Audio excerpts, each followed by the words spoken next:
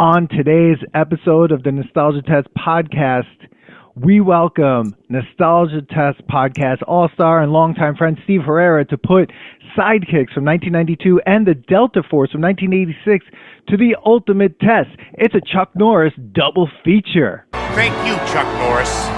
Thank you, Peter.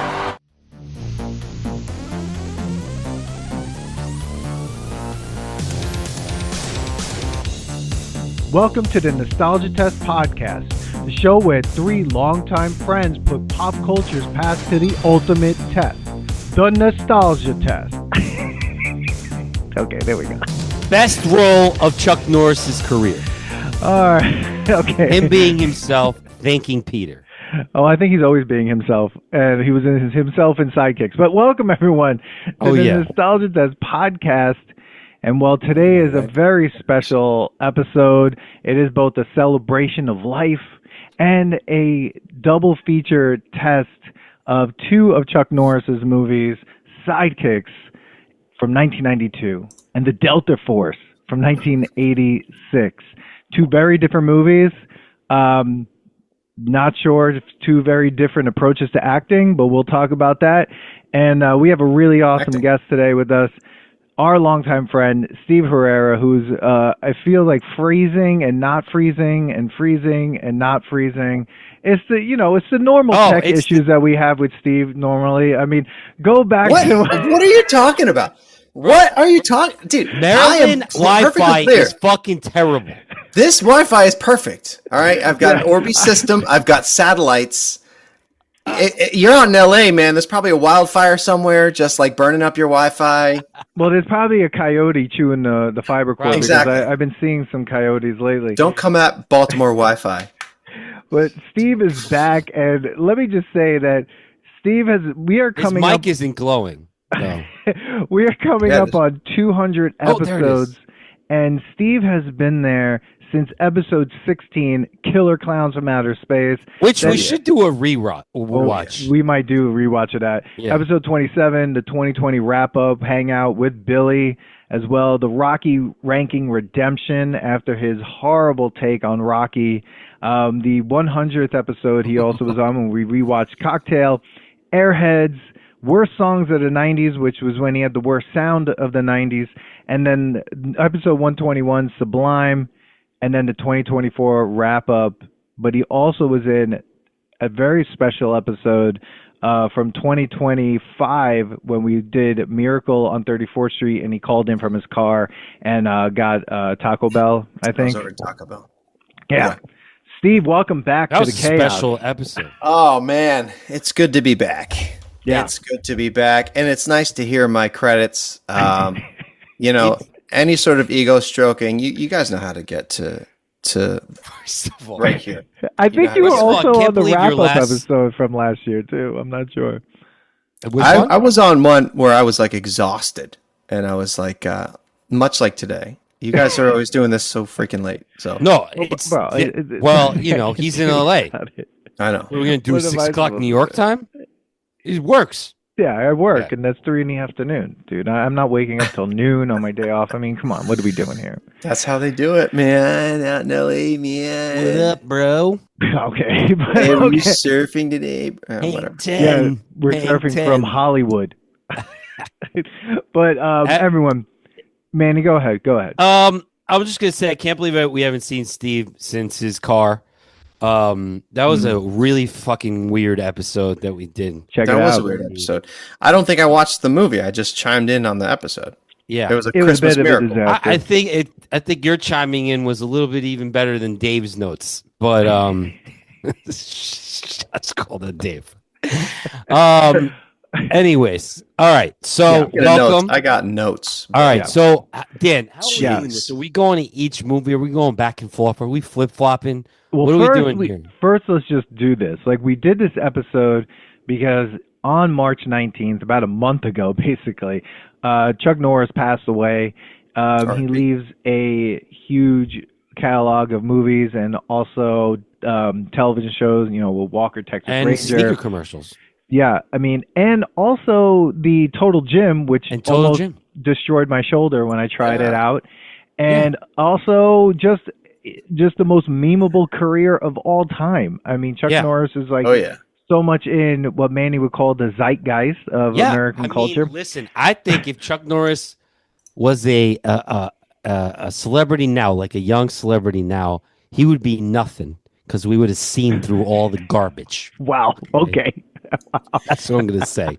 I feel like we were fed a pack of fucking lies as kids. Whoa. Listen, I will say this. He's getting after it out hot here. Hot. Okay. I remember when he passed, I was like, oh man, I can't believe it. Chuck Norris passed. Right. And I'm thinking in my head, this guy was such a fantastic guy. I went to the Chuck Norris bar in Iceland. There was a Chuck Norris themed bar in Iceland. All right. Ironically thought it was hilarious, right? People, oh, you're Chuck Norris. What is that? I didn't really understand the hype. And I'm like, I guess I'm supposed to just like Chuck Norris. After watching these two abominations of a film, wow, I was like, how are we all tricked? Like, I like bad movies. Yeah. I don't like this type of bad movie. Look, when I was a kid, Sidekicks was the shit.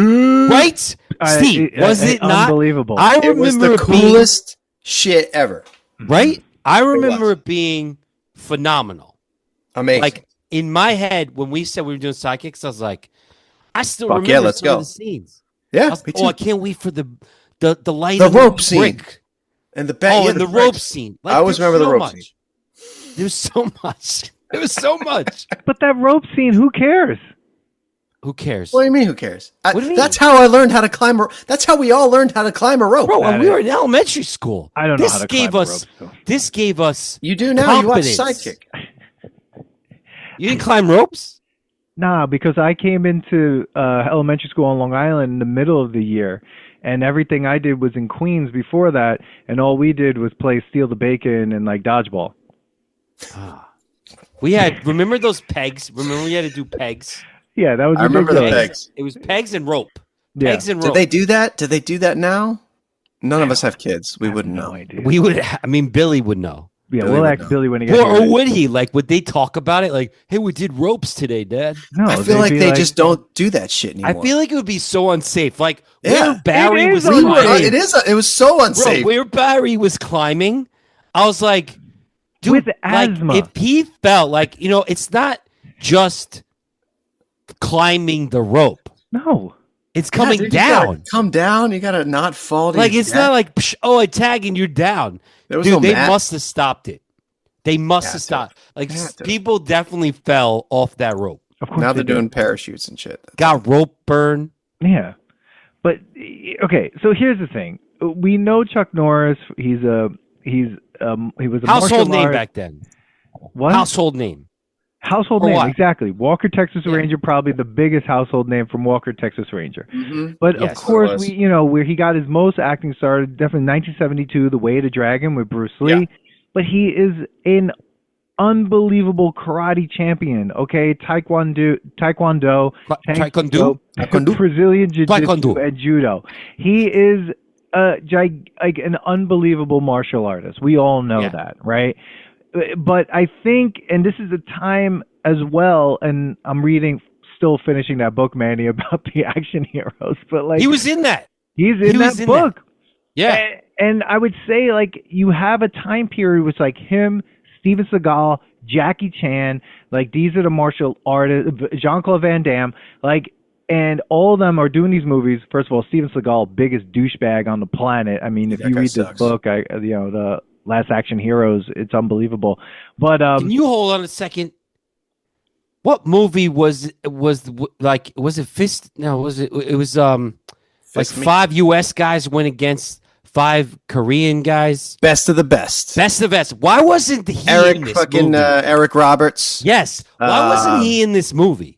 James Earl Jones was the coach. should what have been year in was that that? movie. He was That probably movie doing something else. rocked. Dude, that movie was crazy. We got to do best of the best, and I'm That on. movie was crazy. I love Best that of the shit. best See, too was. I'm just going to say this right awfulness. now. We have now been doing this podcast for like 6 years, basically. And we're coming up on 200 episodes. Yeah. One thing I'm learning is every time we say we got to do that, that was really good. It is a total disaster. It's disaster. It's a disaster all the time. And most of the time, it's a huge letdown. And so I think even I don't know. Best of the Best might be pretty fucking. That was good. Okay, all right. I still remember a lot of lines from that. Yeah, sure. Did you see Best of the Best too? When he goes, I think I did. I don't remember MMA. No, sounds horrible. But like, it was terrible. We're tangenting hard. Yeah, because these movies suck. Okay, so let's just jump into. We got to say a little bit of things. So we're going to talk about Sidekicks and the Delta Force. We'll do them, however, whatever you want. Jump back and forth, but we'll start with Sidekicks. I'd like to start with Sidekicks because Sidekicks wasn't only just a Chuck Norris film. No, it was that kid's film. Jonathan Brandis.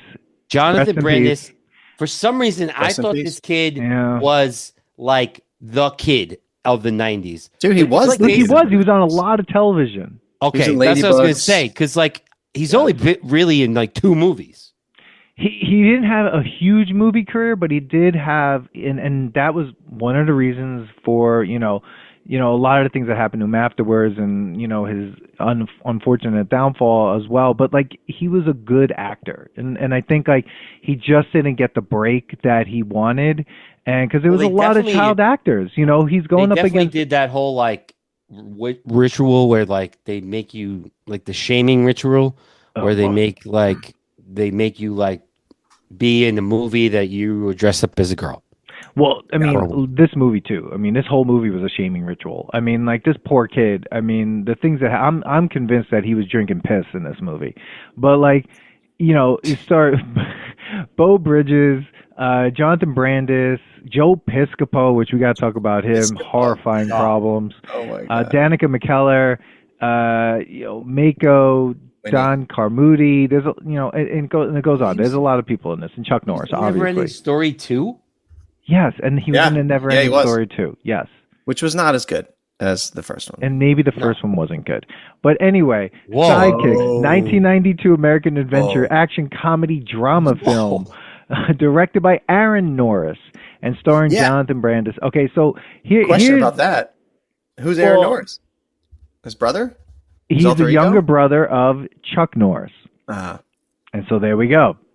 So, nepotism at its finest. So the plot, Barry, who's played by Jonathan Brandis, is a troubled and bullied asthmatic boy who lives with his widowed father, Jerry, in Houston, Texas. He's a loner. He has vivid daydreams about being Chuck Norris's sidekick, getting into battles, whatever with him. And then he then learns karate and then I guess blah blah blah. Who cares? That's the movie. Okay, it was done for $8 to $10 million and made $17.1 million. It was released in 1992, and it runtime 101 minutes. So kind of right there, Manny, in your 90-minute wheelhouse. So Sidekicks, here we are. Okay. What do you think? Sidekicks. I got pages of notes from this movie. So obviously Karate Kid came first, right? Yeah. This was like I was thinking that too. Timu version Yes. Of Karate Kid. Yes, it was. Which I had this thought too. I'm like, wow, Karate Kid was actually a really good movie. Because like you're watching Sidekicks and it's cheesy as hell, but it has the same elements as Karate Kid. Karate Kid just did it better. Yes. You know what I mean? Yeah. It's just a better movie. Or was Karate Kid for like a certain age group and this was like even younger? Maybe. This movie's not for anyone. Or was everyone just so into Chuck Norris, they're like, kids love Chuck Norris. Well, it was Chuck Norris was huge, and also it was kids love karate and ninjas. Mm-hmm. Kids love ninjas, dude. They did. Remember Three Ninjas? Dude, Three Ninjas. Great Surf Ninjas. Dude, fucking Surf Ninjas. There was ninjas Turtles. everywhere in the 90s, dude. Ninja Turtles. They were in turtle form, yeah, dude. There were ninjas anything everywhere. Ninja. Power Rangers. Kids were going to eat up.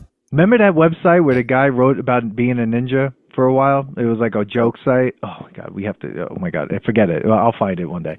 But like, this movie was so weird because you have a child who they're saying he's having dreams. He's having straight up hallucinations.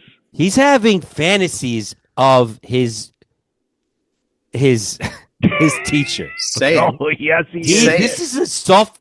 Like maybe just because we're older, Dude, but like no, this is all softcore porn. One of my first notes is overtly sexual opening scene. Yes, She's tied up. She's like, ah.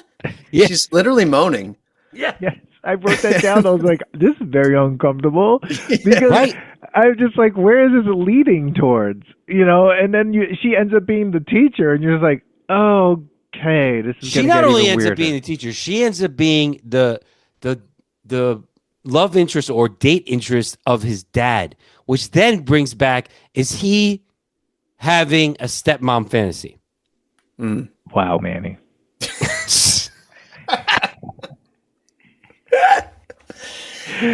Moving on. No. I mean, he's definitely having some problems. He's hallucinating. During the day. It's not even at night when he's sleeping. His eyes are open and he's having hallucinations. And my whole thing was, is he like narrating this? Because people are watching him and laughing. And I'm like, is he saying things while he's like having these hallucinations?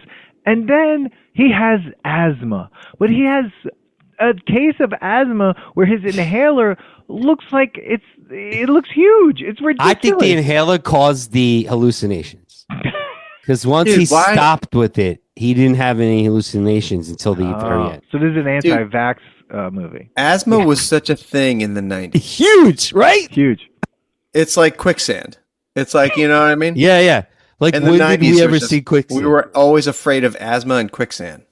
Yeah. I agree, Steve. Even Replacements. Every weird kid in the movie The Replacements brings up quicksand. Oh. And like, and there's a joke about it. The Keanu Reeves movie? Yeah. Yeah, dude. Do you remember that movie? That movie's good. I love that movie. That movie I've rewatched a couple of times, and that movie passes the test. Passes the test. That's a great movie. That was a great movie. They bring up quicksand. And the guy Clifford, I forget his character's name. He's like, yeah, I'm afraid of quicksand, man. Like, I'm gonna walk up to it and then just like fall in. I'm like, dude, when we in the 90s, people talked about how to survive quicksand. How do you get out? Have we ever seen quicksand? I think we have. Close. We have. Where? Manny, you and I have. And I think because we were in the same gym class. Yeah. And I'll just take his name out. When Jonathan Bro Hugs went to catch that ball. Oh, I was in that class too. You were in that class too. And he vanished into a puddle that was basically wearing only white. Dude. He caught the ball though. Oh, he caught it. Then he got it and walked out of the pool. He walked home. He walked home. He walked home to change clothes. So that's the only quicksand I think we ever saw. That was amazing. Oh God! All right, so I can still picture it. Back to Sidekick. So he has a hallucination. The teacher calls in his dad. His dad's like, "My son has asthma," and basically sets up the plot of the movie. Okay. I'm going to argue that there is absolutely no plot to this movie. Okay. What happened in this movie? Nothing fucking happened. Nothing. Like there was no. He just had asthma. That was his big adversity. Like that was it. He had asthma. He had a bully. Yeah, but the bully was like hardly in, and they didn't even fight at the end. No, they didn't even fight. I was like, why are they not fighting each other? They smashed bricks. That was such bullshit. I forgot that they didn't fight, and the whole time I'm watching, I'm like, oh, they're gonna fight, right? They're gonna fight. And I was waiting for this payoff. No. Yeah, because remember they fought in the gym more than they did in the tournament. That's a problematic scene too, because Winnie is in there. And she's and she doesn't like Barry because she just thinks he has asthma, and then he beats the shit out of this guy, and she's like, oh, it's like, okay, Barry. I wrote down. What did I say? That's hypermasculinity. I said, ew, fuck you, Winnie. Oh, now you want him? Yeah. Now that he's kicking the shit out of people, it's like, oh, I guess I like this now. It's just like, all right, like 2 weeks ago you were with Fred Savage on the Wonder Years, and he's not beating anyone up. Yeah. What the fuck's going on, Winnie? But like, listen, Winnie was all over the place. Dude. They even play the Karate Kid card, like when they walk in and they have to register. And they're like, oh, you only have 3 people. You need a 4th. That kind of has a remember, like they didn't have a team name, and in Karate Kid, and he also didn't have a belt, and like Miyagi grabbed the black belt and gave it to him on the side. All of this, just hey, whatever worked in Karate Kid, let's do it. Even the logo, it's like the fist, but let's do it 10 times worse. Yeah, but then let's add racism, dream sequences. Oh, so much racism, dude. Oh the racism. Jesus. The one scene where Piscopo has the mustache. Oh, wow. He's doing the voice. Oh my God. That was so uncomfortable. Amazing. And let's just say this. Amazing. Joe Piscopo is the worst actor on the planet. Oh. He's terrible. What else was he in? I was trying to look it up. I couldn't. I didn't recognize anything. He's Saturday Night Live, right? Yeah, he was SNL for. Yeah, but I think he was in the season where they ended up killing everybody. Yes. At the end. Yes. Oh my God, it was just so bad. So then the crazy part is the dream sequences, right? Yeah, we're joking around that they were overtly sexual, but they basically chose every genre of buddy movies. Mm-hmm. And we're like, all right, let's do a 30 second to a minute and 30-second spoof on every buddy comedy, every buddy type of thing, Western, Rambo, dude. And there was Ninja. hardly any karate in this. None. It was more. There were more guns than kicks than high kicks. Yeah. What were they supposed to be when they were in black trench coats and the it was so oh God, that whole scene where they were putting poison or whatever in candy or whatever. What was that? That was so weird, dude. It was trying to be the Joker in Batman is what I was thinking. Right? Joe Piscopo is screaming at people it's just he's in a whole other movie. They went into a western. And the drinking milk, a whole other the movie. joke of let me get a shot of milk. Oh, shot of milk, dude! I think there's nothing worse than a shot of milk. That when I saw that, I wanted to vomit. I was like, dude, milk is disgusting. Just drink Goldschlager at that point. Do something. Do something. That was gross. Drink water. Let it be water. Milk. Why would they have a milk at that bar? Why would they have milk at that bar? They wouldn't. I mean, they wouldn't be. That part doesn't exist, Dan. It was in his head. Okay. Here's the problem. But they still wouldn't have. They shouldn't. Everything in this movie is so random that when they went to the teacher's uncle's restaurant, who then I guess they meet, he comes over, he does that magic trick with the cigar, and he puts it in that guy's pocket and sets that guy on fire, basically at the airport or whatever. First, and then they're in the restaurant and bikers show up out of nowhere. Dude, that was out of nowhere. I thought I missed something. I rewound it. I was like, wait a second. Wait, what happened? I did too. Some of it, I was like, did they cut the movie up? There had to have been something before that they had to cut. There was nothing.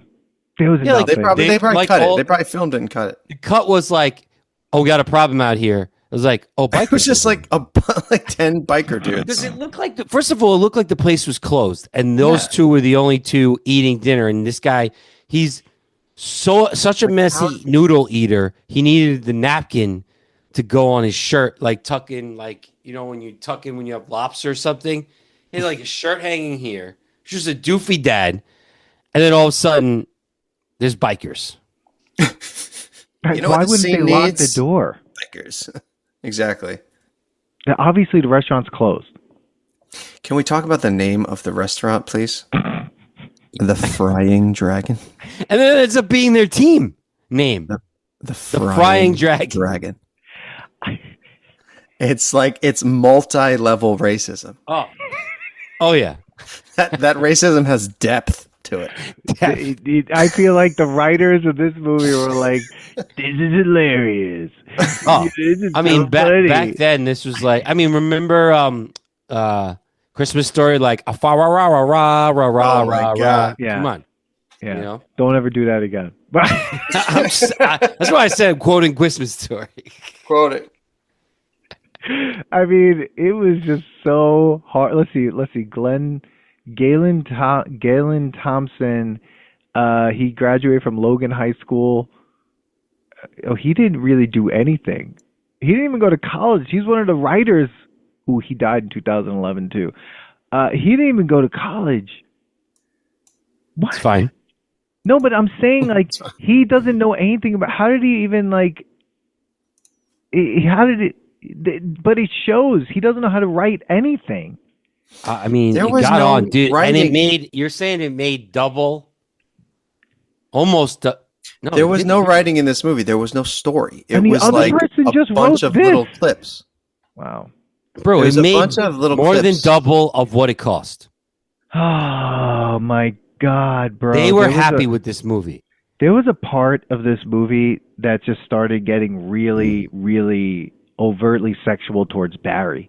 When he was on the rope and he was trying to climb, Chuck Norris shows up and he's, hallucinating. And then Yeah. Chuck Norris is like, pull, Barry, pull. Yeah, Pull, Barry. You'll There be you fine, go, Barry. Barry. Pull, Barry. And I'm like, no, this is not right. None of this is correct. Yeah. And then the night court bailiff is screaming at him from he's the That's gym who teacher. that was. That's who that Eric was. Norris was the biker, which is Chuck Norris's son. Okay, there's too many Norrises. Like, was Fred Norris in this movie? It's a Howard Stern call. But like everything was really, really weird. And then there are people with neck braces and crutches on the bleachers for Jim. They're being called babies, but these people are literally hurt and they just can't do anything. And like everyone's screaming. I will them. say the gym teacher played a perfect gym teacher of the '90s. Like he reminded me of Mr. From dude. Hampton. Like that's what he reminded me. Like I was like, this is exactly how he treated kids. And like, dude, see, I think gym teachers now are probably different. I think we had the last era. I wonder. Yeah, I think gym we had the teacher. last of this type of gym teacher. Yeah, for sure. Like, dude, and he I'll was just take straight up everyone's names calling out. me a chop. Like in Holy shit! What? Are you? he serious? hated Portuguese kids. Are you Hated- serious? Yeah, dude. Yeah. Wow. It's amazing. Yeah. Dude, I remember just like, and I'm gonna take all these people's names out, but like Mr. I mean, what was his deal? Like remember him? He would sit also in the senior lounge and just think he was the shit. Oh my God! In the senior lounge, he had like a very much more of an asshole attitude in the senior lounge because like he was also yeah. The shortest shorts. The shortest shorts and the tightest. Like you just saw nuts his balls slipping out. You just saw his nuts. Wait, who was the guy who did like the Outward Bound classes? Oh, that was That guy fucking ruled. Oh, it was not. It was just another straight up. Well, like, we don't have to talk about. Yeah. If you were a custodian this summer, you know all about. Oh yeah, definitely. Let's get Dave on here. Let's not. Whatchamacallit? Can't have him. He doesn't believe in Santa Claus. All right. So anyway, sidekicks. So then, a bunch of stuff happens. They train this guy. He has a Mr. Miyagi. I'm convinced that this guy is like making him drink piss because he's having him drink this formula, and then his like niece or whatever is like, "What are you giving him?" It's like, "Oh, I won't kill him," but it's nothing. They're tricking this child into drinking things, running. He's chasing him with a van, like down the street. Like there's all these things going on. Like there's no reason for it because there wasn't gonna be a tournament, and then all of a sudden there is a tournament. So he was just running this kid ragged for no reason to begin with. Right. And then exactly. did he make nunchucks for him? No, he gave it to him. Just gave him, yeah. The stinging nunchucks. It was But they never sting anything. Well, they sting you because And they're he's- metal and they hurt. Yeah, but he just hits himself in the face with this. So like I And the thought there was balls. like, yeah. He hits himself in the nuts too. like immediately. Yeah. He's like, oh. So am I to believe that during the tournament when he has another hallucination while doing the nunchucks that like he's doing all those moves? I think that's the idea. Yeah. Get the fuck out of But here. they had to figure out a way to have Jonathan Brandon do the nunchucks awesome because he obviously couldn't. Yeah. So they had to let's just cut away like he's imagining himself. And put the stuntman in there. They put a stuntman who was like very clearly a fucking stuntman, like not even close. Yeah, they didn't even get a short stuntman. Yeah, they're just like you could see his eyes in the fucking in the thing. Like, come on. He was basically a Ninja Turtle. Like he was just ridiculously huge. That was Michelangelo. Like, why did they do this? And so everyone at that tournament watching him must have lost their minds. I mean, I would have been like, what the fuck am I watching? Because Jonathan Brandis, when he walks up to do anything, he like walks up there like, oh God, here we go. I got to do this thing now. Like he's slouched over. He's like, oh God. And then he's doing backflips. Get the fuck out of here. Get the fuck out of here with this shit. But yeah, I mean, that's what I mean about like, there's no story because like what was happening? Why did that old dude start like, just working with this, like, what was the point? Because like there was no adversity, right? Well, that's what I'm saying. Like his adversity was his fucking asthma, and that he had daydreams. That's the only thing that they were talking about. Like, oh, he's a dreamer and he's got asthma. Like that bully kid was hardly there until like the very end, and then even when he was there, it was nothing. They didn't even fight. It was more of a Nothing happened. In fact, nothing happened in that movie. Nothing happened. Because none of this is actually real. Because at the end, when he's sitting on the chair, we're not doing that. And he looks down at the book, and then he looks up, and Chuck is gone. He's gone. Right. The whole thing. The whole thing was not real. So it's a mass and then even the kid with the handicapped kid who comes with the wheelchair, and he's like, "Oh, cool." Like, what? Why? What was that even? Guys, when I was watching this movie and that kid saw the magazine and I'm like, okay, and then the camera panned out and he was in a wheelchair, I lost my mind. And alone. You don't remember that? Oh, I remember that. What was the point? When did we ever see this kid again? Their child. Anyway, wheelchair or not. Just like walking around. It was the 90s, man. It was the 90s. Where was the kid? Dude, wheelchair kids were everywhere in the 90s. Steve, you tell me this kid's parents are like, it's the 90s. Like, go outside. You're so fucking annoying. Get out of here. Yeah. Make yourself useful. Dude, that dude's parents dropped him off at that karate show. Yeah. They're like, have fun. Like, have fun. And were that many people your friends? Were that many people into karate? Yes. Dude, it was the 90s. It was the 90s. The people at that thing. Yeah. It wasn't There's even a good amount of people. But here's the thing. Why that kid with the wheelchair? Like, are we supposed to now go like, oh, there's gonna be a second sidekick, like, because like they first went asthma, and now they're gonna go like wheelchair. like what was the point? What was the point of like the kid? Like, it's not like we saw him Easter egged anywhere else, or like it was like Barry's brother, or like whatever. It was like this was a random kid who like picks up a Chuck Norris magazine, and like. So you don't see Chuck, but you see the father, the new girlfriend or teacher, the kid holding up the trophy, right? So then, are we to think that they just won it without the fourth? No, Chuck Norris was in this movie. Everyone talked to him. Dude, all of this could have just been his dream. It could have been. So then it's a dream in a dream, like he's hallucination, bro. He's in his house having an asthma attack. He is as insane. We speak. Yeah, like the kid is a psychopath. Yeah. Can we talk about the Joe Piscopo? The kid is actually the kid in the wheelchair, and he's imagining himself to be Barry. Yeah. What a horrible dream. Well, it's better than being in a wheelchair. He just has asthma as his. I don't know. I think that wheelchair kid would make fun of Barry for having asthma. It's the 90s. I think you get made fun of for having asthma first. All Barry had was ADHD and asthma. That was the only problem. Barry was fine. There was nothing wrong with this kid. Like he was supposed to be like the weird outcast. He's a good-looking kid, and he's like he's got amazing hair. He's got amazing hair. Amazing hair. He literally looks like better hair than Chuck Norris. There's literally nothing wrong with him. And then Chuck Norris, who has like 6 lines, like he's like. That's how big Chuck Norris was in the 90s. He just showed up for a day. You just had to look at, that's the thing. Like, he just had to show his face. Yeah. That's it. Can we talk about those announcers? My God. They were like the quintessential like 90s stand-up comedian. Yeah. That was given a role just to like go for it. They were almost like, remember the show that we made fun of, Dan? The show that was on Spike TV. Oh, MXC. MXC, yeah, like the announcers, like what were their names? Oh, I forget. Like something Blankenship and the other guy, but Tommy they also Blankenship or whatever. Yeah, they were like the announcers from Dodgeball too. Yeah, but always, they were just like the other guy, not like because they were both. They were. It basically was like, we can't get Dave Coulier for this part, so we need 2 dudes to do this part. And it's like, I saw these comedians opening for Carrot Top, and then like they put them in, and that's who they were. That was their big break too. Those guys were so psyched. I wonder if they're still alive. Probably not. Wow. They probably.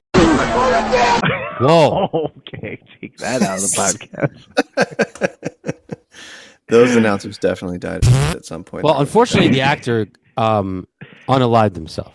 Yeah, Jonathan Brandis, I know. Yeah, he was sad. the best part of the movie. He was the only one acting. Him and the new Miyagi guy.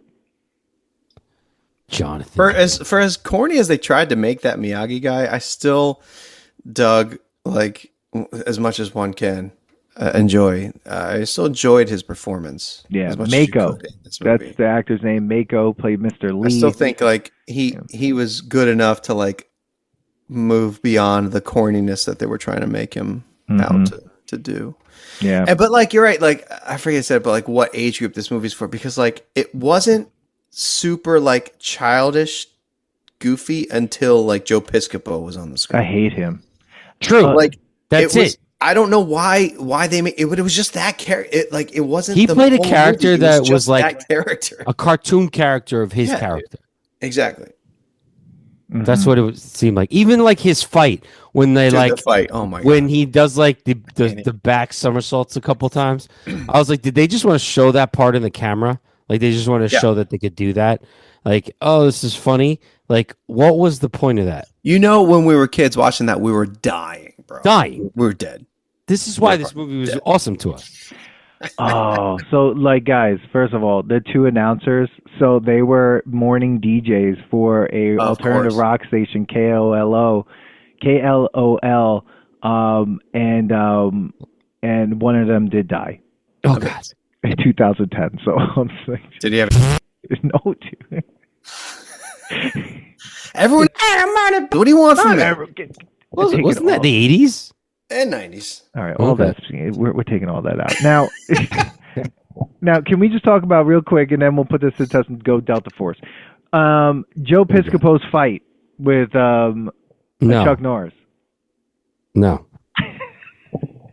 Chuck Norris fought a bunch of people in this movie, and really, if any of them really fought Chuck Norris, he would have taken their heads off like in 2 seconds. What was the actual point of the female like? Well, she was also a karate, master. Dude, yeah, what like her? But she didn't train at all until like, and they her were like, role "Oh, in this just... movie was so fucking weird, dude." She was the like concerned teacher, and then she was the restaurant owner, and then she was the concerned like friend / restaurant owner, and then she's in. And then she teamed up with him. She's like a teammate. Then she's the actual sidekick. What is she's the actual sidekick? Character? What an arc, you know what I mean? Like she had the most work to do in this whole movie. Yeah, and then she became his stepmom. And she probably got paid the least. She got paid the least, most definitely. Definitely got paid the least. Absolutely. Oh, most definitely. I mean, Bo Bridges probably got paid the most. Man, probably Chuck Norris, then Bo Bridges. Wait, does he kiss her in one of the scenes? Oh no, it's what's her name? No one. Yeah. Winnie and Brandon kiss in one of his fantasies. The fantasies. I guess they do. Dude, I think the real sidekick is the woman. She's the real sidekick.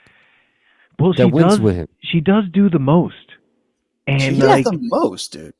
And she also then has to, I guess, be the love interest for Beau Bridges, which, God, it's horrifying. And also for like Jonathan Brandis in a weird way. In a very weird way. I know. It's just uncomfortable. And then, you know, but just back to, I just wrote a bunch of times I hate joke Piscopo, like a bunch of times in my notes. And then he had to do like a blood sport reference when he takes his shirt off and then like he's like, wah, and then he gets kicked in the face. I mean, so I'm glad he lost because he was annoying. But then his facial expressions when they were breaking the bricks were just ridiculous. Like everything was ridiculous. Because dude, they love making this movie though. Like if you look at some of these pictures of the cast, like they're so happy.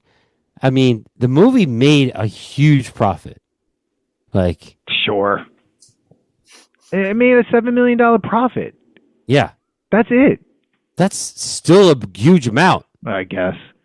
But like, think about it. Like, it's not. It should have done a lot better. Okay, and no, it shouldn't have. And the thing is, let's just talk real quick about how in this karate tournament, they let a random person walk up and set a stack of bricks on fire. Yeah. Yeah. And everyone's okay with it. Everyone's fine with it. The dad's okay. He's like, yeah, it's okay. My son can break bricks that are on fire. Dude, go for it. Helped him because he was distracted. No, I would have walked away. I'm like, this isn't important anymore.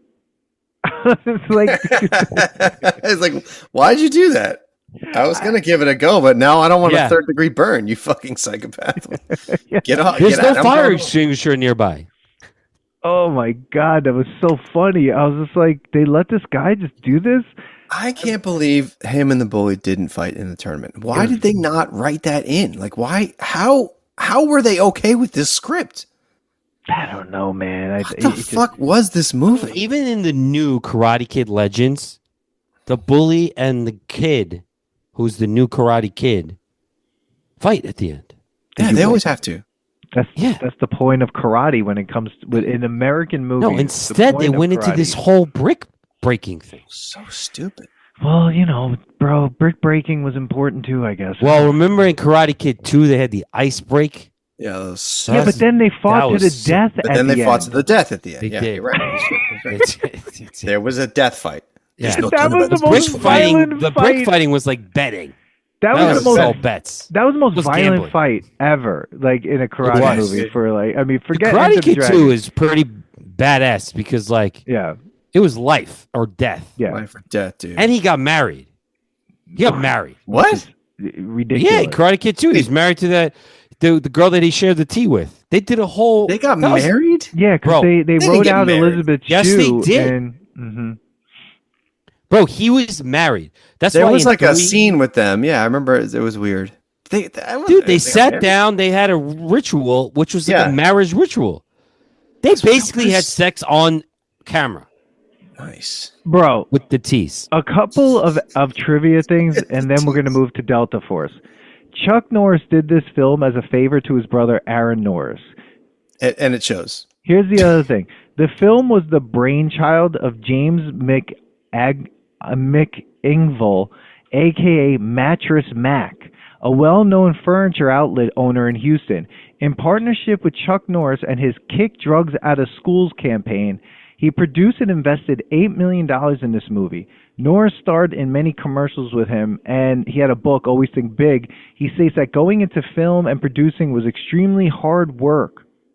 So a mattress company backed this movie. He had $8 million to invest? That is horrible. Wow, wow. Oh, the guy who wrote the music for this movie wrote the music for Delta Force? Yes! Yes. That makes so much sense. And there it is. And there it is. Wow. There it is. Wow. That is so bad. That's why.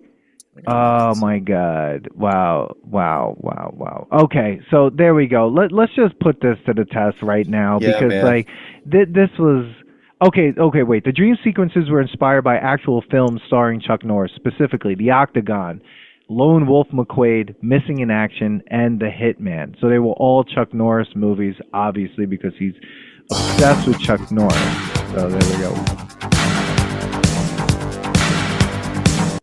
You can't hear that, right? I heard that. Yeah. You heard that? Yeah. Yeah. Wow. Okay, Sorry. so let's put this. I was getting on to Delta Force, and then get to Delta Force.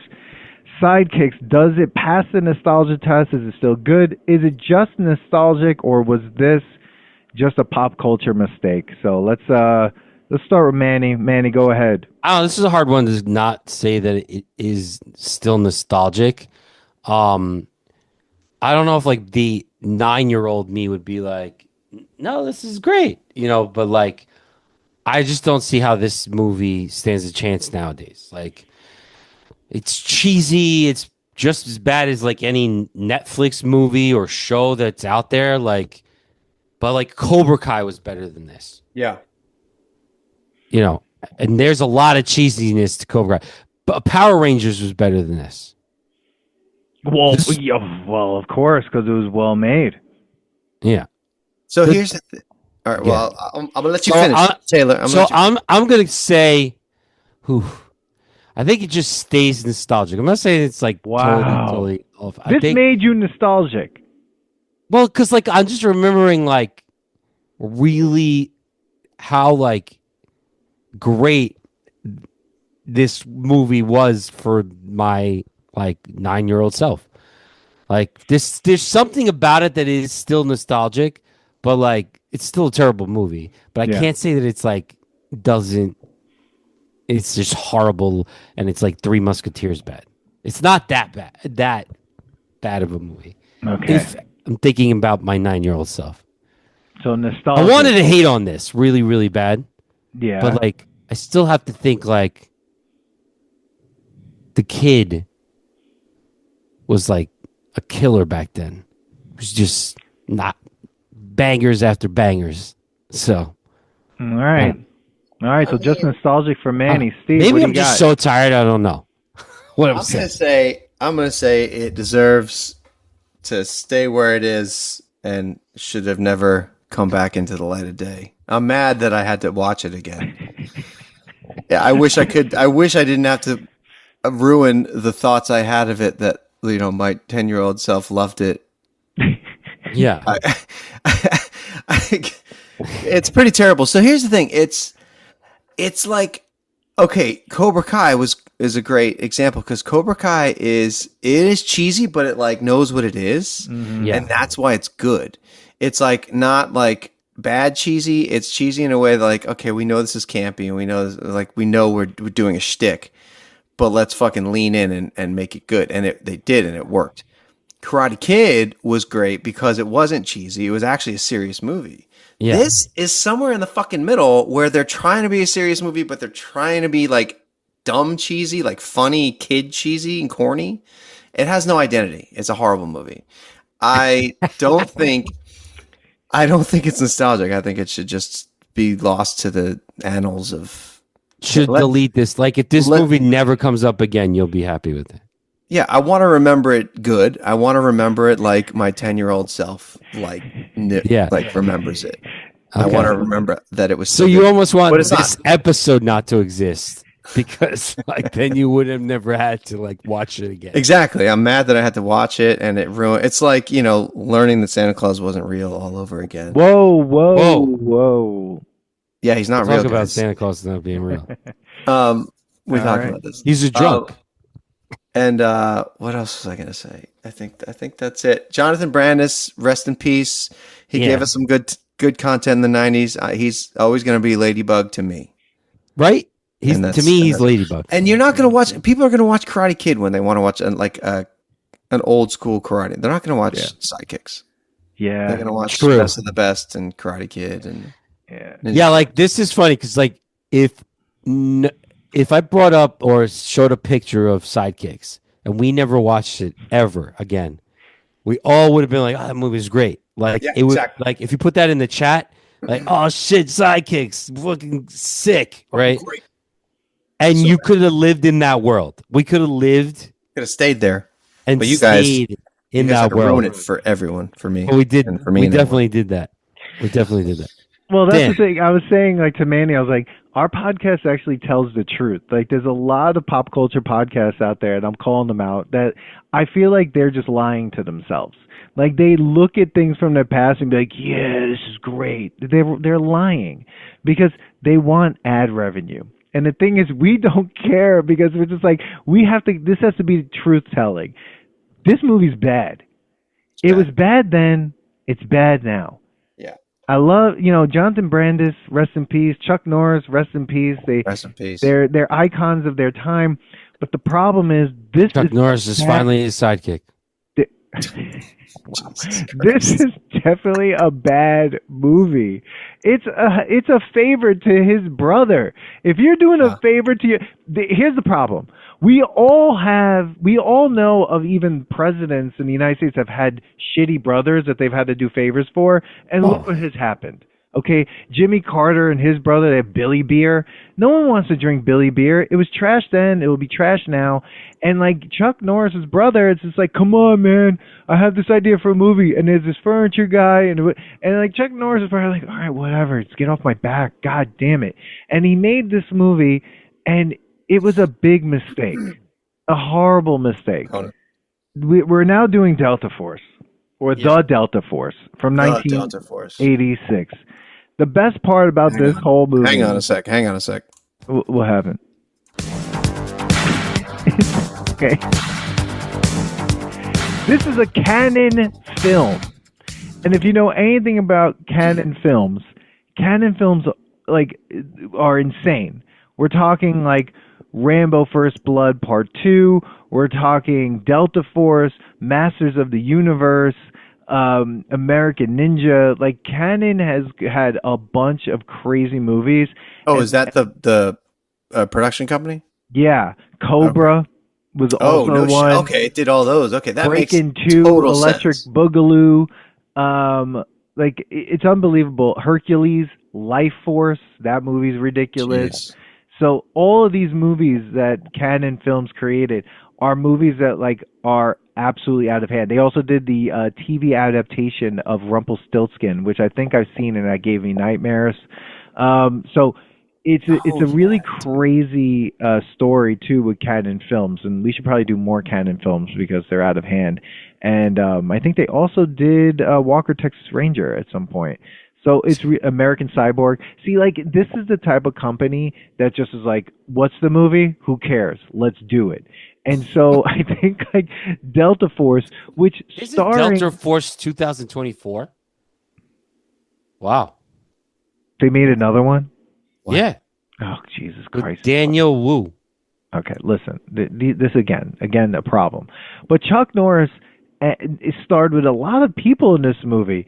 You have Lee Marvin, Martin Balsam, who's been in a bunch of stuff, George Kennedy, who's actually from Cool Hand Luke. Like, you have a lot of actors actually. The guy from Superman 3. Guy from Naked Gun is in there. Yeah, dude, right. Ed. George Kennedy. Yeah. George Kennedy. Played the priest. He plays the priest, dude. Oh my God, this movie is insane. And the guy from Superman, I think 2 or one of the Supermans. Writers, James Brunner and Menem Golan, who Golan and Cannon produced this movie. 5.7 on the IMDb, and this movie was made for $9 million, and it made $17.76 million. It runs 129 minutes, over 2 hours long. This movie, Delta Force, 1986. Guys, how did it even make that money? Starts with an explosion. Bro, what was with that first scene? Where were they all running? Like they just, first of all, my big thing I kept saying the whole time was like, how many fucking dudes are in this Delta Force? It's like 160 fucking guys. Yeah. Why are there so? Isn't it like a team? I thought those were supposed to be small. Like I thought they have to use a huge, massive plane to get these guys around. They're driving a C-130. They're flying a C-130 around. Like, you can't be like overt and like sneaking up on people in a fucking C-130, man. No. It was really wild to kind of see. Steve James is in this movie, dude. I mean, this is one of the this is when I think of like.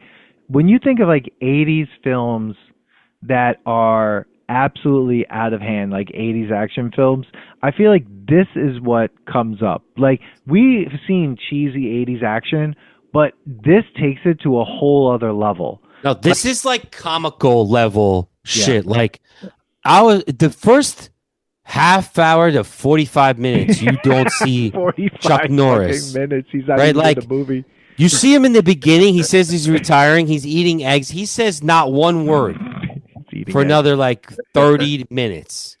Okay, you're just watching this whole racist shit in Greece. Like, the whole thing is weird. First of all, the couple that introduced themselves to the other couple, amazing. Like, oh hey, Boa, we're married. Boa, I'm like, this shit doesn't happen in the airport.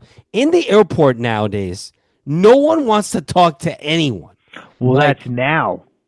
Yeah, I feel like it did happen back then, kind of more. Yeah, because you're flying. People you're not looking at your phone and shit. Yeah, Manny, people were friendly back then. They wanted to like talk to people. There was nothing else to do on the plane. What else were they going to do?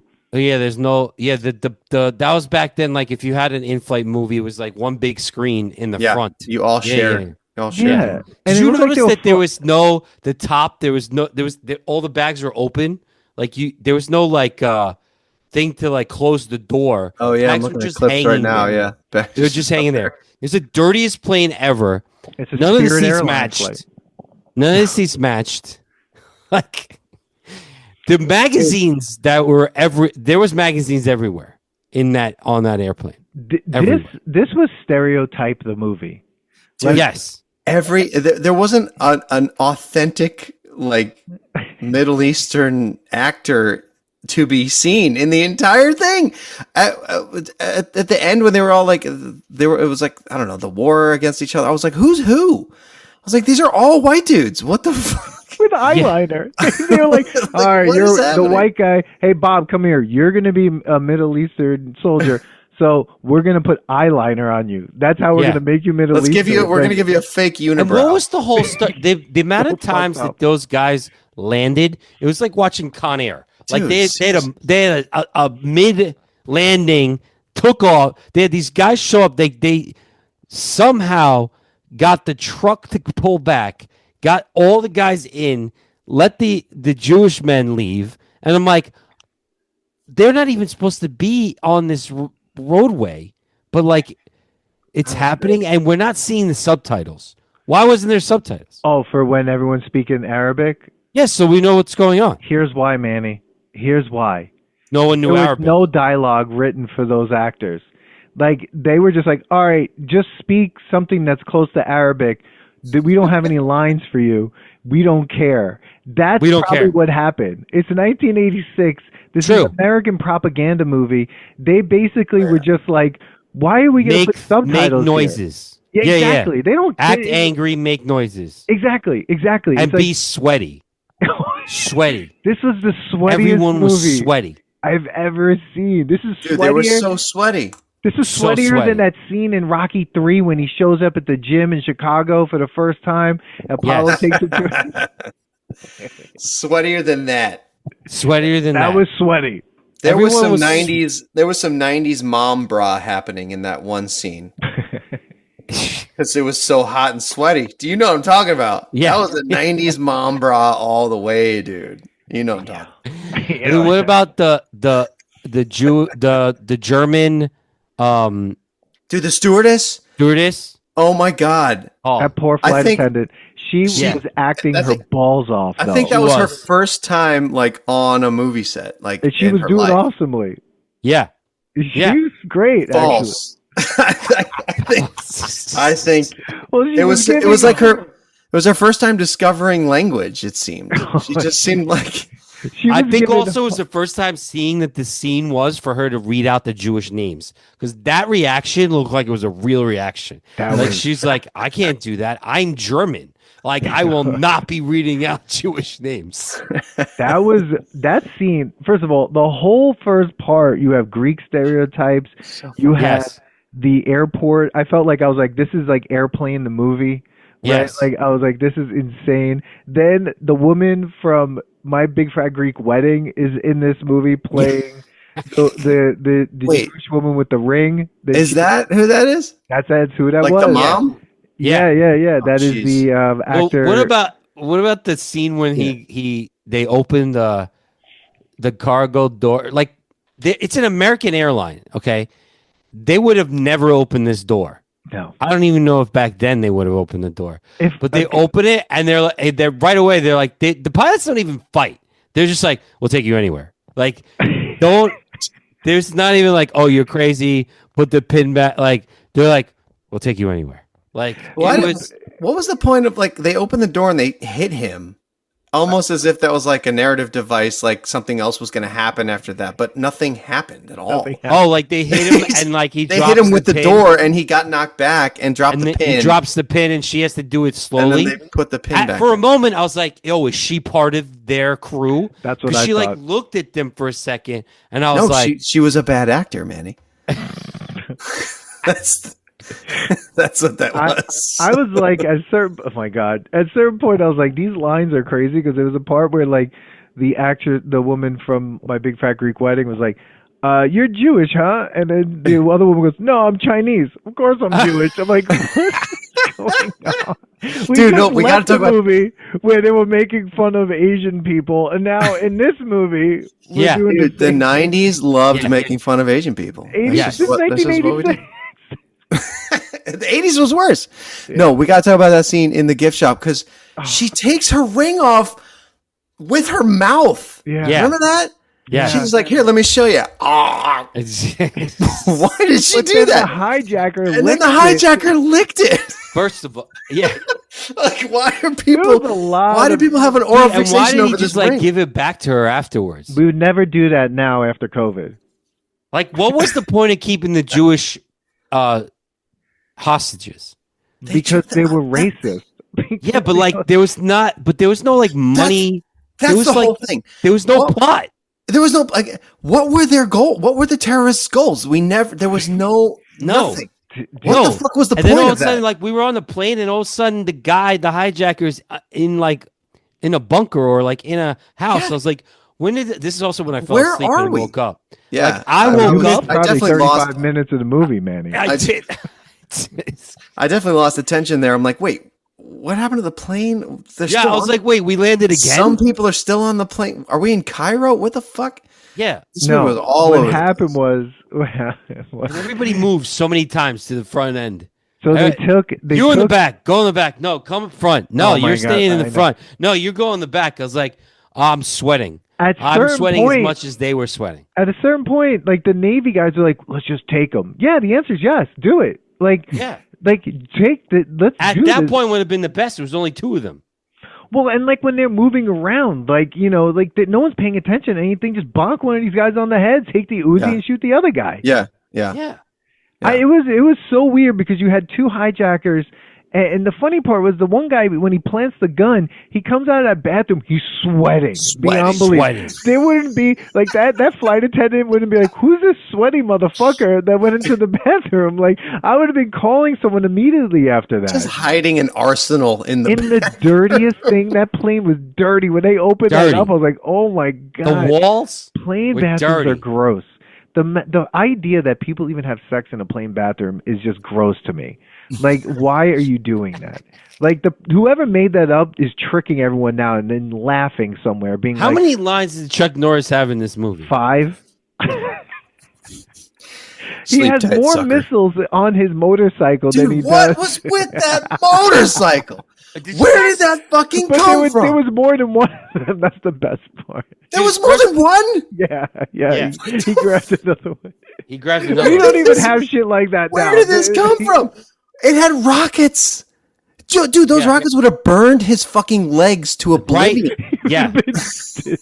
He should have been super dead. Like, bro, the best is like the like did you guys get this in the version you watched when he like takes the guy's arm off with the door, right? He takes the guy's arm off with the door. I think he broke it. I don't think he took it off. No, it's off. No. At the end? It fell off. He lost his arm. Okay. I mean, I watched it on Tubi, so whatever. No, I watched it on Tubi. It falls off, right? But then The scene when he's looking at him, he's about to shoot him. Greatest. Does it pause for you? No, it's not. It didn't pause. See, this is the problem with this movie. Those weren't pauses. Those were just extended parts. They were just like they just had they just held the scene, and that was the great. This is the out of 2 hours of this how movie. did the guy blow up? Oh, you didn't see that? He had rockets on the back of his motors. You never see. So this is what I see. You might have closed your eyes. No, I watched it again. He gets in the car. He's all bloody. I'm watching it right now. To shoot punches him. Chuck Norris, and Chuck is looking at him. He's looking at Chuck. The screen goes black, and then the car blows up. No, Manny. What happened was he uses the rockets. No, but this is the best part. You find out in that scene because the motorcycle is facing the back of the motorcycle is facing the guy. Oh, he has there's a rocket comes out of the exhaust. Yes. How many missiles are in the exhaust of this motorcycle? And it's like he basically shat on that guy with a missile. Yeah. He did a missile. I love it. That was the greatest scene in the movie. Yeah. I'm watching it right now. And here's the thing, and I'm just going to be picky here, but the exhaust is definitely angled fucking up at like a 45 degree. This car would have shot way over the car, over the house. Yeah, it hit directly in the car. That was the best death scene. I'm so sorry you missed that, Manny, because that. Bro, can I share this screen? I see the guy looking. Can we pull this up? And it goes black. Yeah, can I see it? Can I share? I'm gonna share. Can you? So share screen. Well, starting share screen will stop others' computers. Whatever, we're not doing so. Maybe let's try that. Fuck it. This is no. Here, I have it up. There's too many buttons. Here, because I also have another scene up that we need to watch. All right. Let me see if I could get this. Because the best part of this movie are the extras. Like, the extras... Dude, the extras, man. it might not even play because it's illegal for it to play, probably. Bro, with the extras when, like, they're staring into nowhere after this guy just, like, comes in with his, like, he just got shot. And you got the one extra who's like... That was the best part. Oh my god, I need to. Or like when they're leaving in the beginning, they're leaving on the plane, and there's two extras like pointing the guns out. Like one of the extras was looking at the other extra to see like how he should act. It was ridiculous. Oh god, bro, that movie. It's just absolutely one of the worst things, but and how he gets on the plane with the rope. No. Every scene was like if like a 5-year-old had to write an action movie. No, absolutely. That's the best part because because even some of the plot points of like, why is there a Greek Orthodox priest? Like, what? I don't understand. Like, and then he gets killed. Like, there are subtitles during the Arabic scenes. Yeah, there were some subtitles. I didn't see them, but like in the paused, I watched it on YouTube. I got in the paused photos on IMDb. Oh, really? So it's like, now we need the sympathy. Now we need the sympathy of the world. Like, oh my God! So yeah, but son, even so still, Tubi like, took out the, welcome. Wait, so Tubi took out all the Arabic subtitles? Canada, yes. CBC TV radio. Oh man, I missed like a half of the movie then. So did I. But they didn't. They also, even then, you still don't understand why they're doing this. Yeah. There's no. Wow. They have no. They don't ask for money. Freedom fighters. But like, what are they doing? You can't show things on your share screen. Okay. Oh, my favorite. When they pan to Beirut, it says Beirut, center of town, terrorist headquarters. I can't believe that. So I was watching it on Tubi and there were no subtitles for it. It just said speaking Arabic. Oh shit. There's Budweiser definitely sponsored. Oh, dude! At the end, the fucking on the plane. Hey, Budweiser's! I was like, oh god, I can't. And it's not even that. They're singing like "America the Beautiful." Yeah, dude. Oh my god. Like, what is happening? What is happening? It was just one of the craziest things I've ever seen. Oh my god, there are subtitles. Yeah. On YouTube, son of a bitch. You got to watch it again, man. I'm not watching it again. It actually probably doesn't matter. What about the night vision part? Night vision. The Americans, they're here. The Americans. I don't fucking get what's happening. So like, well, even without it doesn't even matter because without knowing what their lines were, it actually doesn't matter. Because they just blow up. They just blow them up anyway. Yeah, they're blowing people up. They're shooting people in the face. Like I wrote 48 minutes in, and I'm exhausted. Like, and then I was like, man, I didn't know everyone had Uzis in the military. Yeah. Like, you know, you watch other army films, like other military films. I've never seen people just like running around with Uzis. Everyone has rope at the end, and everyone has. Oh my god, they all have a rope just in case. They all have rope. They're all they all had those wire cutters. Like, where the fuck did those wire cutters come from? Remember, they cut through the fence to get to the plane. Why are they going back to the plane? Why don't they have a military escort? Like, why are they back at the airport? There's a cotton field, for fuck's sake. Bro, why is there a cotton field? What was that? And they pan to the only black dude. There's one black guy in the entire Delta Force, and he's the only one walking through the cotton field. Dude, I would have to say... There's a still of it. Of him walking through the cotton field. Shut the fuck up. This last scene was insane. Every scene in this movie was fucking absolutely bonkers, batshit insane. Yes. Fact. This was an insane. Like, what was the point of the guy saying? Like, did he say I have a daughter, or I used to have a daughter, or had a daughter? Right, you might be my daughter. What? And then he was like really caring for the pregnant lady at one point. Yes. Random. God, everything. And then the best line. He says, "Sweet dreams, sucker." I wrote it down. I wrote it down too. Finally, a one-liner, and I wrote, "Sleep tight, sucker." And then Uzi'd him. And then he walked into the one room where they were on the radio, and he goes, "Hey," and he just kicks him. Yeah. And then the guy's like, "America, do you hear me?" He goes, "Loud and clear," and shoots up the radio. Dude, how about that scene where that guy Pete, who ends up dying, he walks into a room, no one there, and he just shoots everything on the wall for no reason. Who, the blonde guy, Pete? Yeah, he died? Dude, did you watch the movie, Chuck's man? Love. I thought they got him to stay alive.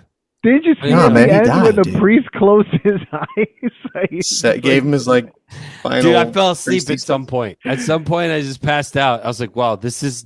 The music was so boring. Like, dude, oh my god! I think everything explodes in this movie. Every car flipped over and exploded, and.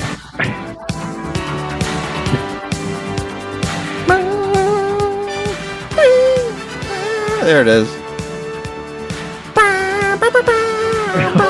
This is like it's like every that theme happened countless times throughout the whole movie. It's like just like they're literally just murdering a bunch of people. It's like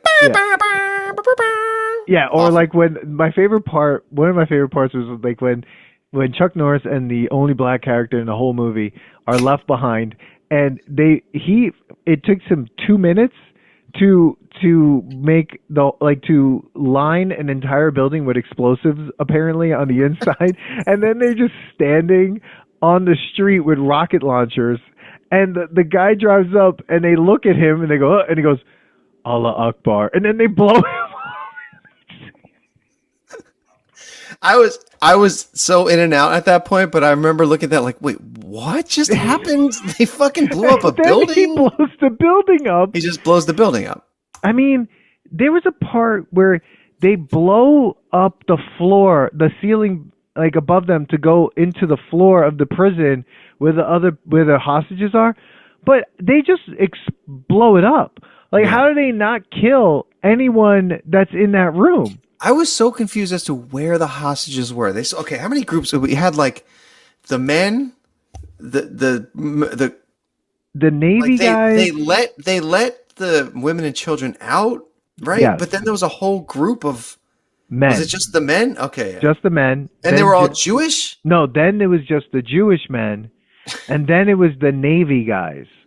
Yeah. But they kept the one Navy guy and just continued to beat the shit out of him. Oh, and then they shot him. That was dark. The worst. The mannequin. The worst special effects in that death scene. It was like, there's no way anyone could take this movie seriously. Did you remember that? They pushed his body. They shoot him in the door, and they push him out the window, and it's like so clearly a fucking mannequin. Falling. The arms are moving. They're like at the side, and he's just like, and I'm like, it's like that. It's like a worse version of that part of Con Air when Face Off, when Nick Cage kills the undercover police officer and throws her out of the plane. That's exactly what that was. And I was like, oh my God. But there was this other hilarious line where the prisoners are asking, the pilots are like, it'd be nice if we had beds. And then the hijacker goes, you don't need beds. You're going to die tomorrow. Dude, what was with those pilots, too, when the Delta Force came in? He's like, it's about time. And he's all like grinny and chummy. He's like, we're taking off. Like, I was like, dude, you just went through a traumatic experience. They also were all tucked in under blankets. It's hot as fuck in that plane. Why did they need a blanket for? Yeah, dude. Everyone was sweating a minute ago. And was the air traffic control, were they in on it? I was so confused about that. Like, I thought the one guy was... Because this is also where watching it on Tubi confused me, because I didn't know what they were saying when they were all speaking to each other. Right. No, they weren't. They were saying like they seemed like they weren't in on it, but then they were like, you can't land here. And like, well, we're landing here. And like, okay. Like, that's essentially how that conversation we're landing. Okay. You're not taking off. Well, we're taking off. Oh, okay. Oh my God. I don't know what's going to happen. And why did they say you can't take off? Like, what the fuck? What? Dude, none of this made any sense at all. The best part was when they walked through the cotton field in Beirut. Don't understand anything, and the guards are asleep. Like, yeah, dude. Every single guard was asleep, but they were taking their. Well, guys, nap time. Yeah, and so instead of just sneaking past them, they're like, all right, they're asleep. Let's just shoot them all. Let's just shoot them all in their sleep. Manny, we can't hear you, bro.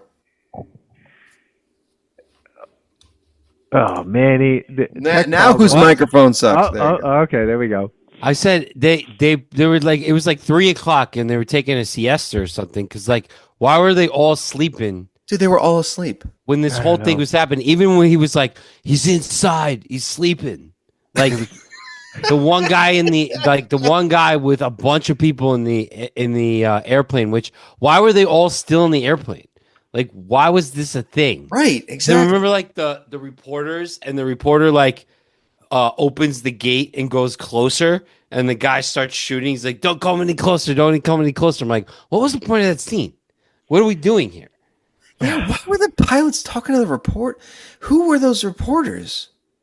Well, yeah, weren't they the pilot had to talk through the window of the plane, and he goes like, "Yeah, go ahead, Steve." He goes like, "They're treating us well," and then the hijacker's like smacks him or something, like he wasn't saying the right. I don't know. It was weird. Yeah, that was the craziest scene because he's talking to reporters. The reporters can obviously see that there's a rifle behind him, and then he says something, and then the terrorist shoots at the reporters. Yeah, and then the reporters after that continue to ask questions. Yes, like, and there's no guards doing anything else. No.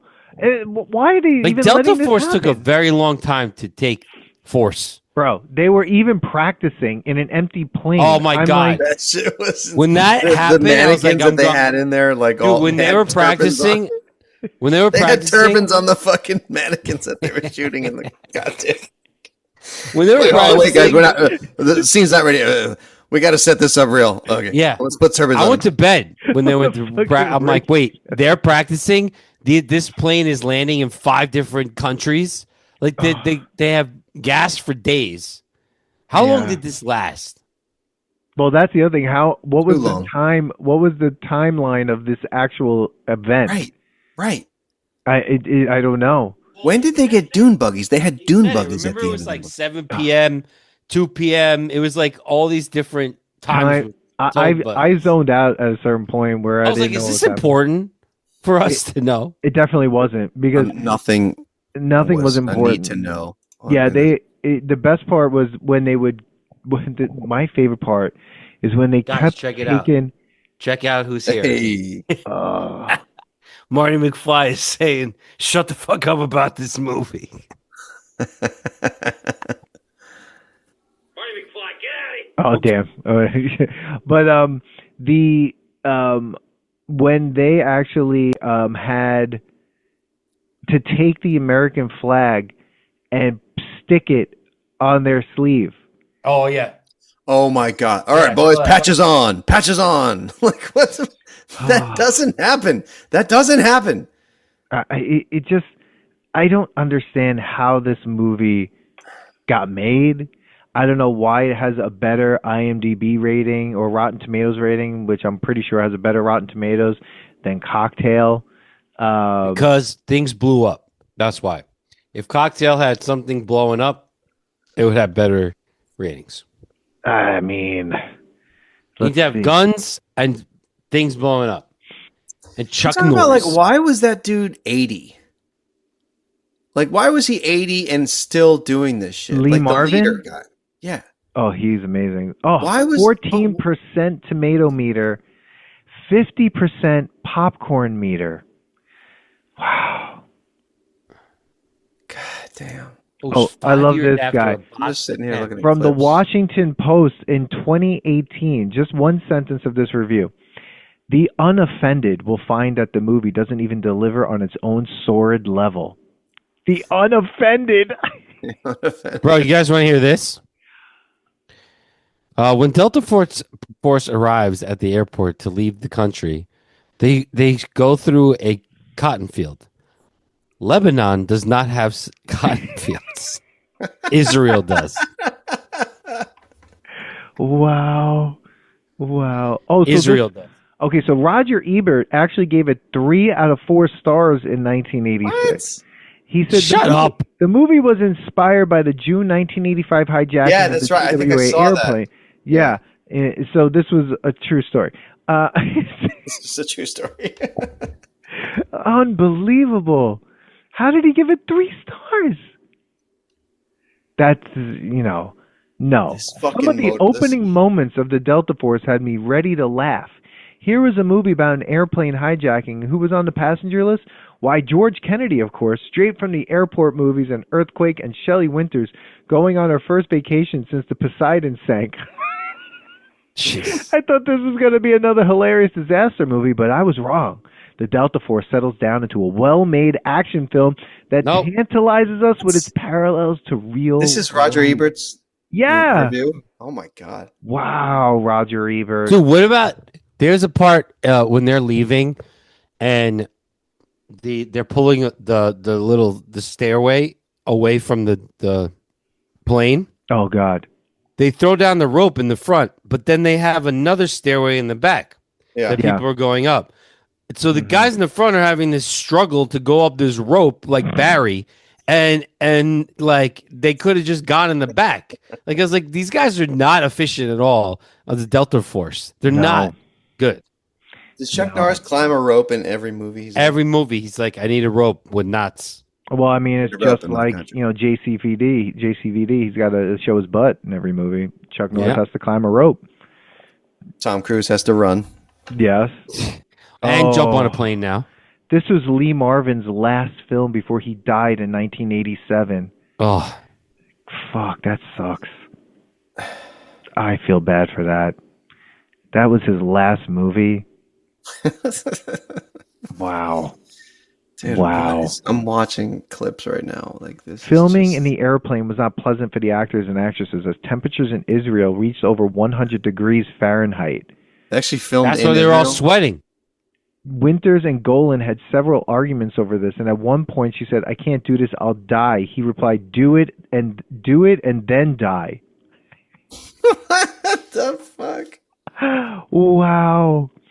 Lee Marvin was ill with abdominal pains and an inflamed colon during filming. Jesus. The film was entirely shot in Israel. The diver who was beaten, tortured, and shot is parallel to what happened to the Navy diver who died during the real thing. Charles Bronson was originally supposed to play Colonel Nick Alexander. Posters with him and Chuck Norris were made before the production started. Wow. Oh my God.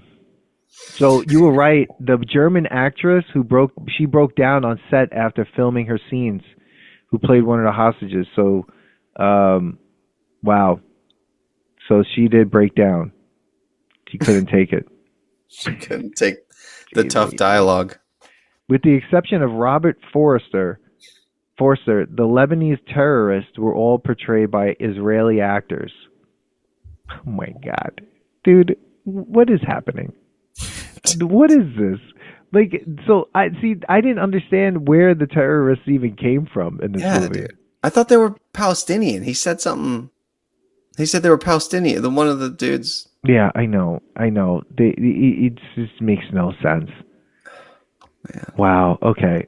I don't know. How much more do you want to say about this thing? I mean, this movie was just an absolute disaster. I mean, here's the thing. It gave me a headache. It did give me a headache. A few people on I put this up on our Instagram to see what people would say, give us any sort of things. Joey Pedra said, Delta Force. Used to watch it in the summer with my grandfather in Portugal. Shut up. Really? Yeah. Dude, Delta Force, the new one, got a lower rating than this one. Rocktopus Jones, never seen either of them, unfortunately. Well, I don't think it's unfortunate. Fortunately. Yeah. And then Dr. It's the first time I'm watching it. Dr. Loomis, the Druids, he said, skipping the OG John Wick, Lone Wolf McQuade, shame. Whatever. I don't know what that means. Who cares? Lone Wolf McQuade is got the biggest rating for a Chuck Norris film. So he's saying like, oh, you skipped the original. Oh, okay. That's what he's saying. And then one of the Rena Friedman, who does a podcast, she follows us. She's interesting. She actually sent this really heartwarming thing. Actually, so apparently Chuck Norris passed away the same day that her grandmother died. Our condolences. My dad said a Texas Ranger escorted her to heaven. Oh, yeah. See, Chuck Norris will always be Walker, man. That's the thing, and I think that's the thing, because now there's a new Walker, and no one cares. What? There's a new fuck. Why would they do that? Fuck those people. Why would they do that? Why ruin? So, guys. Yeah. Before we sign off, did you know that Chuck Norris's tears can cure cancer? He has never cried.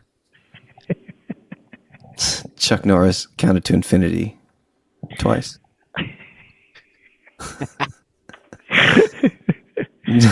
Chuck Norris does not sleep. He waits. Oh my God. I love the Chuck hand sanitizers can kill 99.9% of germs. Chuck Norris can kill 100% of whatever he wants.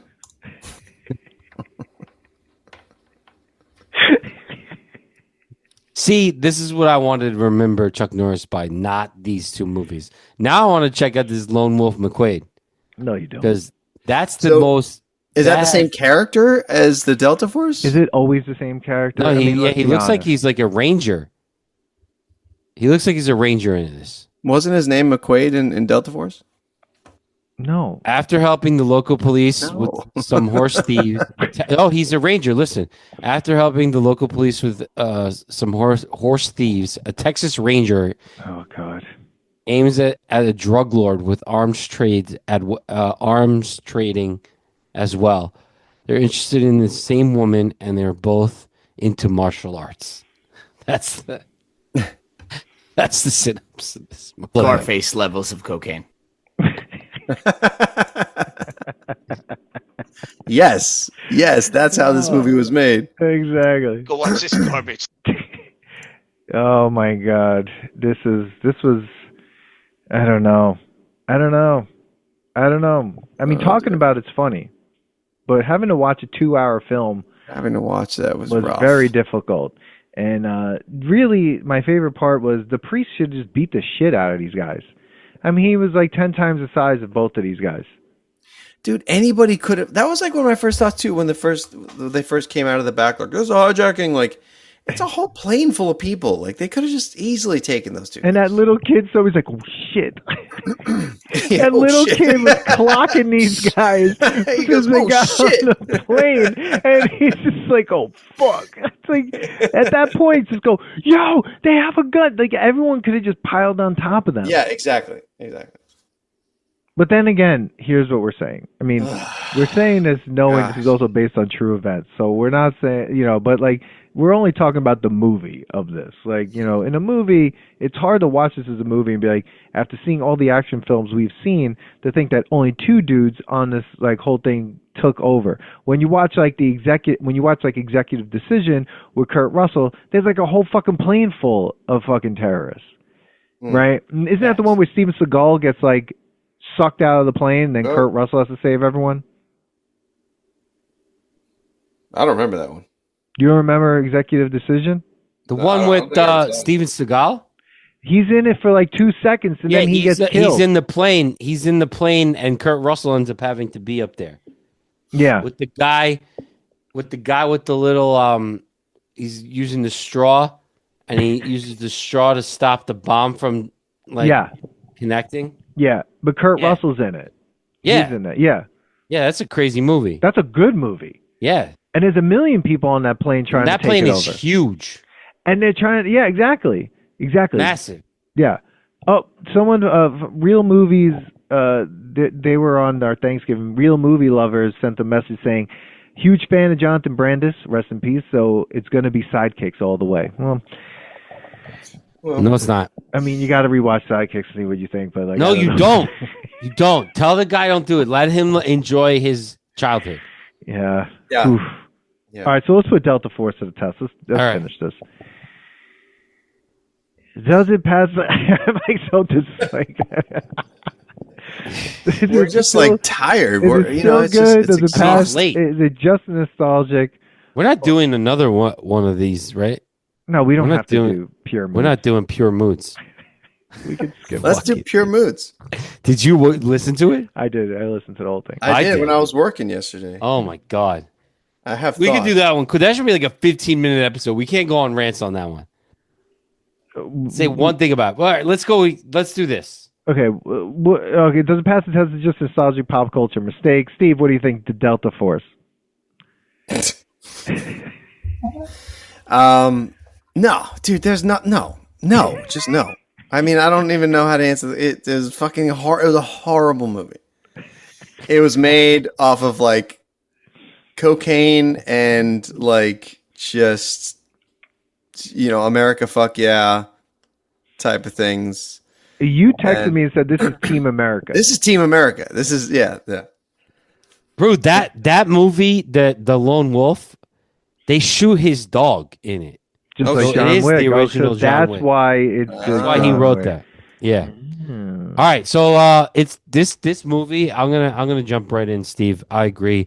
No, not nostalgic. It wasn't. How people think this movie is like.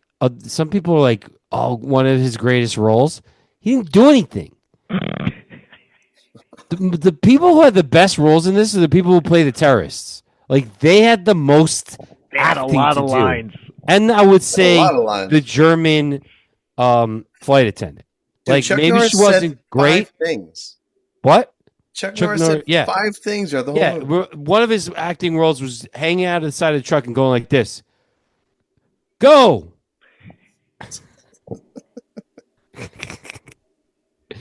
30 seconds to the explosion. I want it done in 10 seconds.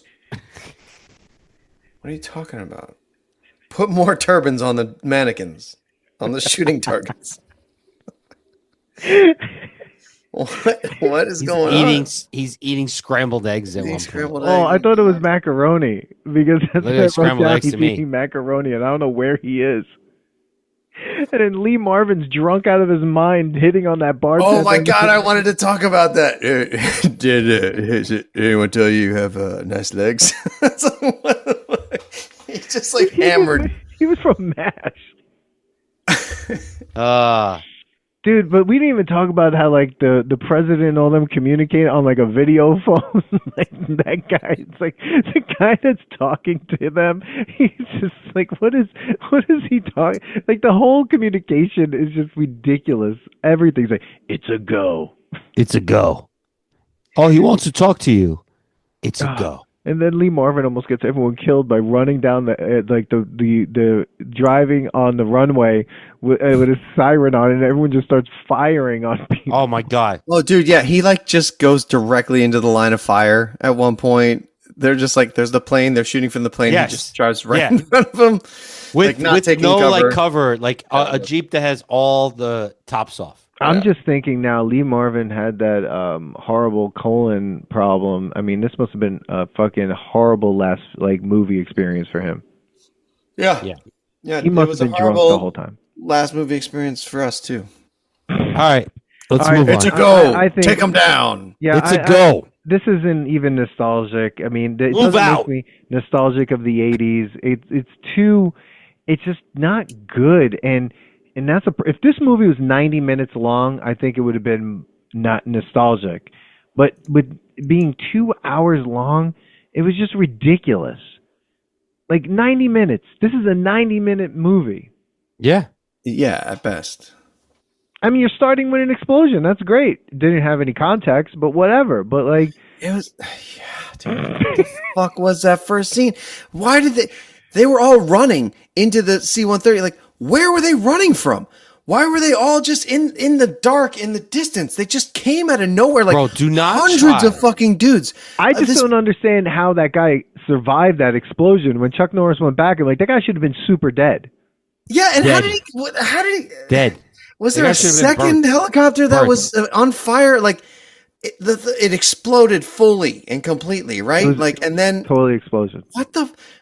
I was like, where is this happening? God, nah, bro, it was a disaster. Oh man. Well, that's it. That was double rough. Feature of Chuck Norris. I mean, it was fun, but like these movies. I mean, if there's a Chuck Norris movie out there that you want us to put to the test, tell us. Maybe we'll put on the Chuck Norris wheel. We'll do like a Chuck Norris wheel, like we did the Paul Shore wheel. Why are we doing this to ourselves? Can we watch one that we like? Every year, I feel like we have a whole new thing, and I feel like 2026 has been very torturous. Yeah. Well, because we did say we wanted to watch ones that we weren't sure of, because the Love Fests. Yeah. But I kind of want to go back to Love Fest. Like, I'm less exhausted with Love Fests. Like I think we could make fun of ones that we love still, but like this was bad. Like, can we get to a point where we're like, if it's so bad that we could just only watch like 30 minutes of it and we could just like. I think if we're gonna do a movie that we're unsure of but we might love, there are movies we could do, like Judge Dredd. No, I would rather watch Demolition Man. Yeah. Well, Demolition Man. I mean, yeah. I'd rather watch Demolition Man, which I heard they're going to come out with another one. Yeah, we did Steve, that. what do you think about Biodome? Dude, you asked me this already, I think. I don't remember seeing it. I didn't get an answer from you. I don't remember seeing it. Oh. I know. It was Pauly Shore, right? Yeah, we're going to end up watching that for the 29th. We might watch it. Oh, that's right. This weekend. Well, we'll see. Okay. Well, what are we doing here? Can I just end the episode now? Thank you, everyone. If you have a Chuck Norris episode, movie you'd like us to put to the test, let us know. Follow us on Substack. Follow us on the nostalgiatest.com. Hit us up on Instagram. And there's going to be a really cool episode being released. Well, it'll probably already be released before this. I don't know. Who knows? Follow Substack because we're building that out. And Steve, you got anything you want to plug? Man, just no, I don't. Yeah, shitload of cocaine. Okay, so there. Everyone, thank you so much. We'll see you on the next episode. Chuck Norris, rest in peace. Jonathan Brandis, rest in peace. And the movies were all right. They happen. The movies happen. Really fucking high on drugs. Share this episode with your friends. Subscribe and follow the Nostalgia Test podcast on YouTube, Substack, Instagram, TikTok, and Blue Sky. Send us your episode ideas and comments or book us for podcasts and events at thenostalgiatest@gmail.com. Come hang out with us next week because you never know what pop culture will pop up on the Nostalgia Test.